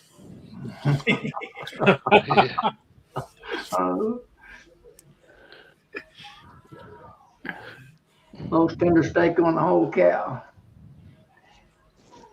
I'm gonna tell you some of this Wagyu stuff that's coming out with. That stuff's tender. I'm gonna say that for it. It's more like a Jersey though. When the meat looks like a Jersey. My dad wouldn't eat anything but a Jersey bull for beef steak, and I thought that was the silliest thing I'd ever heard tell of. But good. These Japanese Wagyu, that the meat on them is the way that it's marbled. It's real thick marbling. Yeah. That's what my son's growing right now is Wagyu. Yeah. They're good property. Any beef right now is good property if you're Yeah. Yeah. It's not too good if you're the buyer. No, it's not. I just been happy with a good old deer roast. I can't afford a $20 roast. Mm. It's ridiculous. Yeah. Wagyu is overpriced. It's even worse up here. It's like, you what you would normally buy for like $15 back in the day, it's like 75 now. Like we're just talking about just steaks in the store in a package, a couple of steaks, $75. Bologna's a whole lot cheaper. Bologna. Yep. That's what I had for lunch today. Throw that on the grill. It'd be good. Hell, even our hamburgers like freaking $10 to $12 a pound now. Nuts. $6.50 here. You can get it from I've got a young feeder operator that I don't have any of my own cattle. I raised cattle for 62 years, but I don't have any now. And I've got one of my young neighbors that I kind of mentored in the cow business. He's got a feedlot operation now. I give him $12.50 a pound for inch cut rib eyes and $6.50 for hamburger. That's not a bad price. Yeah. Well, I sure never got anything like that when I was feeding out a few for cattle. I can tell you that. Well, start up again because it ain't going down anytime soon. That's I'll probably die of old age before I got one fed out, Dorman.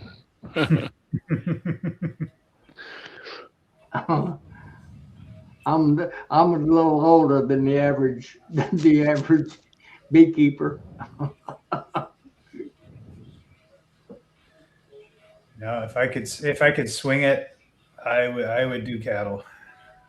As well, bees and cattle, and that's it. Have I got a deal for you? You're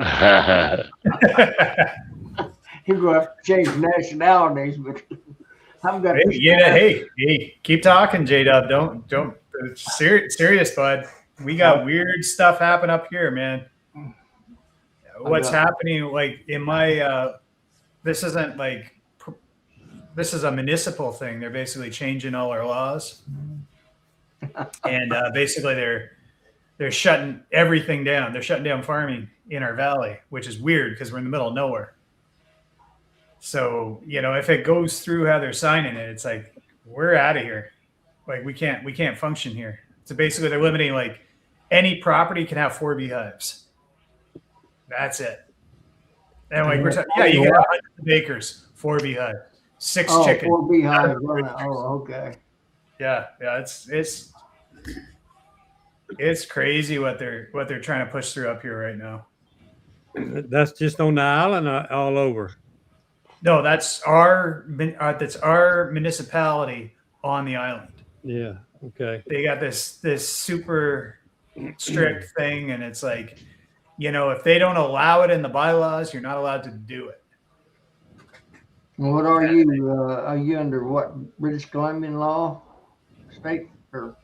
Well, and then that's the other thing too that's weird about up here. It's like there's a lot of native claims up here, and it's already happened in the city. Like you guys probably heard about this. It's like there's little chunks of Vancouver that got claimed by native bands, and then there was some judge somewhere that said, "Oh, well, they can have it." So like now there's chunks of Greater Vancouver that are no longer parts of BC. They're now native. Reservation.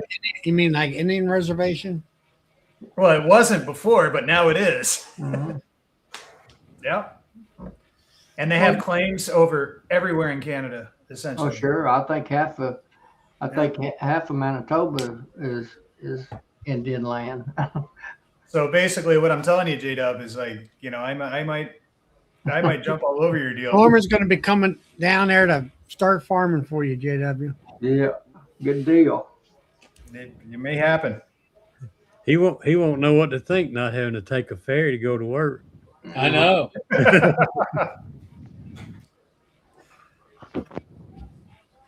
I'm not your farm, No, I don't think that's going to happen where you're at, Ian. Unless they. I'm sure there's an island somewhere in the Mississippi, JW, that you can put Norman on so he's happy, feels like he's I home. wouldn't know. And then let him ride a ferry across to come work for you. I'd settle with a canoe, maybe a raft, a long pole. Yeah, I want to see you go across Mississippi on a canoe. Yeah. That's not that aggressive a river. No, Right? it wouldn't be that bad. Hey, I'm Canadian. I can canoe a canoe. Can you? Yeah, but you're not used to alligators. Yeah. None in my area. Down here, if you try to Well, cross that's what the paddle's for, right? You down don't here, have if you try to alligators cross around Mississippi, you, do you, Mark? There's no alligators around you, is there, Mark? No. Yes. Alligator gar. That's about it. Yeah. What'd you say, Joey? I was going to say down here, if you try to cross the Mississippi in a canoe, you would end up 5 miles down the river before you got to the other side. Is it that fast? Or you might even end up back on the same side. It's rolling and it's wide. Hmm.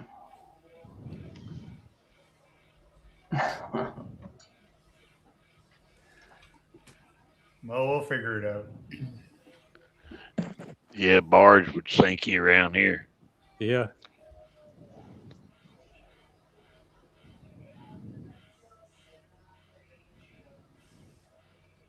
Sure. Well, all this beef talk in the chat, man. You guys are making me hungry. I'm gonna have to go. They're starting to get into recipes. Mm-hmm. Well, it's just now dinner time up your way. Oh yeah. 7:15.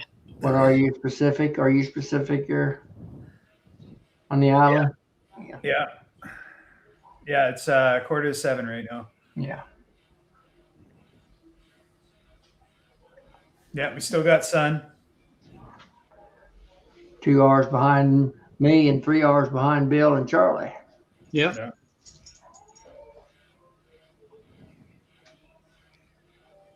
I tell you, I used to have to Enjoy and contact Mark all on Sunday.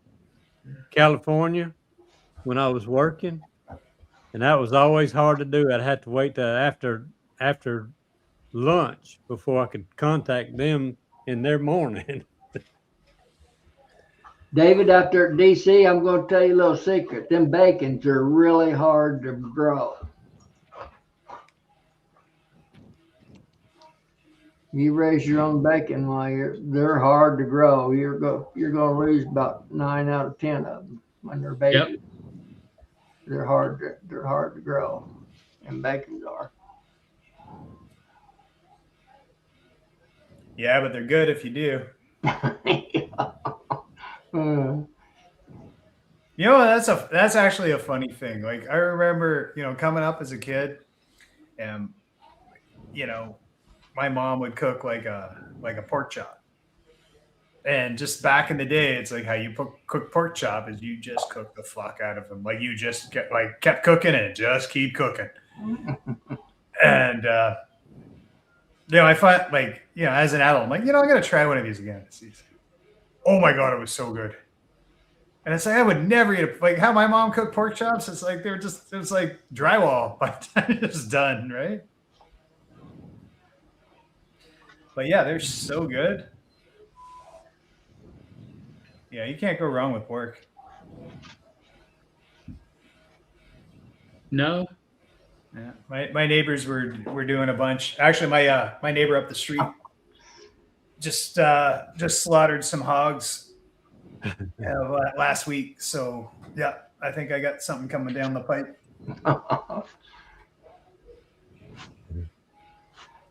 You guys may be. Tabernacle.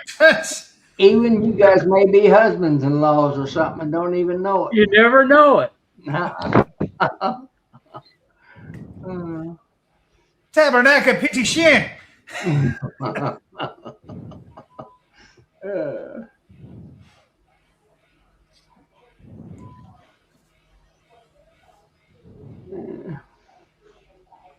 You get no sale with pigs, you'll jump over the fence. I guarantee you. Where you could, if she decides she don't want to around your piggies, you better jump that fence. Yep. And you're doing good if you can keep her from laying on them and killing them. Yep. I remember when it was a big thing that they'd stack pigs.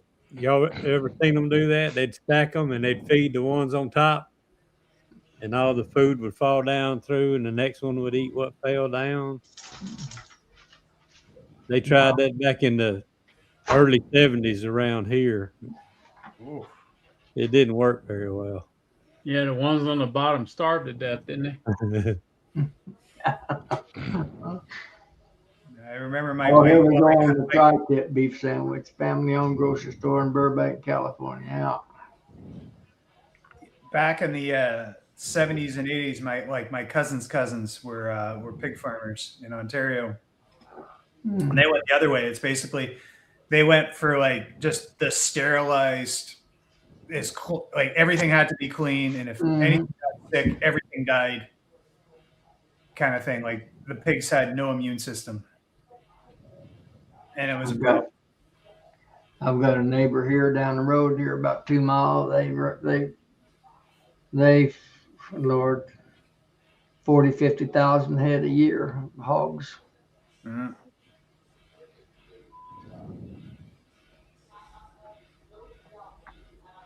All confinement. I hate any kind of a confinement operation. I'm against all of them. That wasn't livestock, wasn't meant to be raised that way, in my opinion. Oh yeah, if an animal can't touch grass, it's not good. Yeah, it's terrible.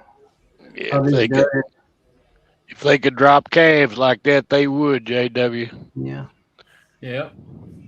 I've got another neighbor up here. They milk 3,000 head of jerseys. Milk 24 hours a day. Wow. Got them on them carousel, and all the milking crews, Central Americans. Who they sell their milk to? Walmart? Prairie Farms dairies, that's it's a regional dairy, but they're the big one and the biggest one in this part of the country in the Midwest. Prairie Farms. They go east I'm going to say about the West Virginia line. They go east in Ohio and south about Nashville, down into there. You get Prairie Farms around you, Mark? We're I see it like at Walmart, I think, Yeah. but we're mostly Turner. Turner, okay. Yeah.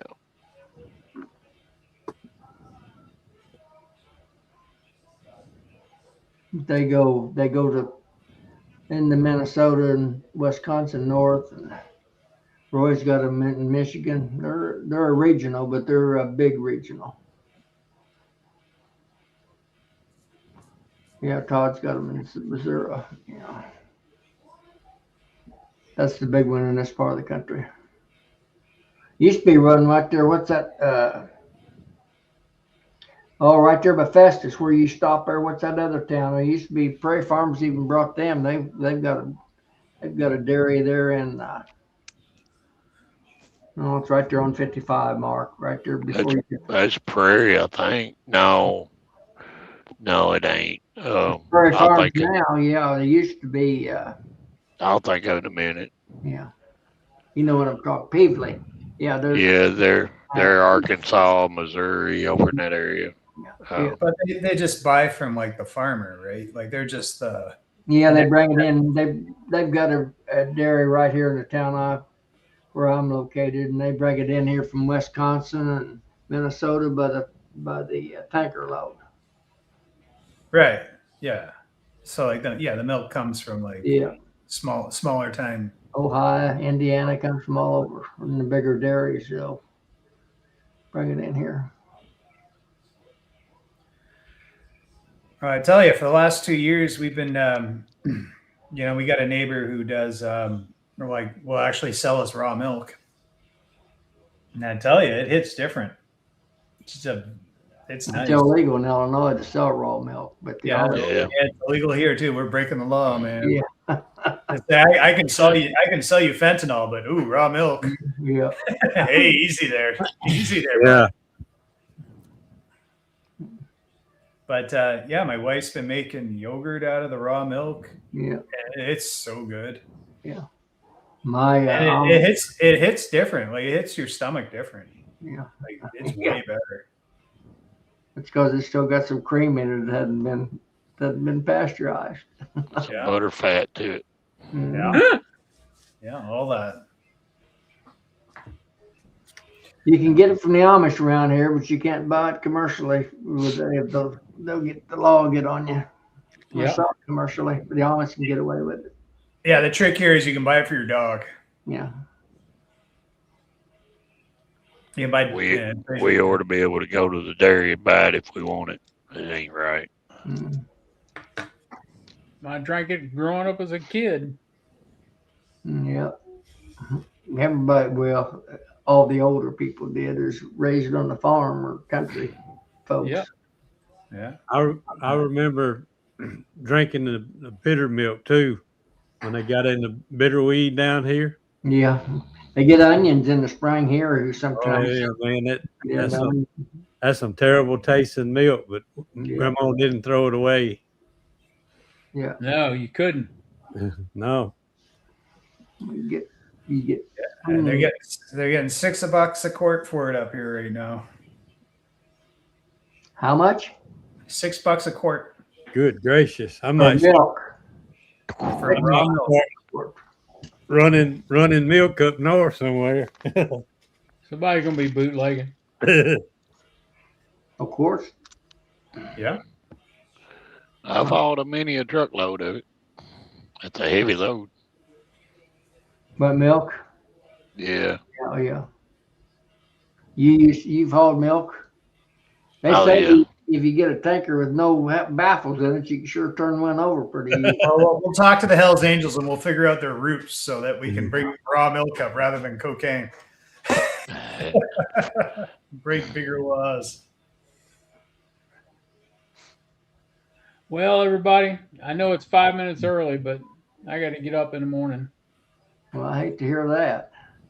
So, If you come over and stay Oh, with me, you're gonna have to get up to about noon. yeah, I I don't gotta have the show my luxury of ducks the sleeping foot. in, JW. I have the same thing. I got to show my Drakes what's what tomorrow, sadly. So, I appreciate everybody coming in tonight and joining in on the chat here on screen. And tomorrow night is Maccabees. Wednesday night is Stream Team. Thursday night is Keith. Keith. Tillman. Yep. And you can ask me next week, Roy. Friday night is Charlie, and Saturday night is me again, Joey. So I'll see you somewhere along the line. If And you're at sunup, Matt, you'll probably get me out of bed. I'm wore out. yeah, okay. So y'all have a great week. It's going to warm up this week. So have fun in your bees. See you Y'all later. later.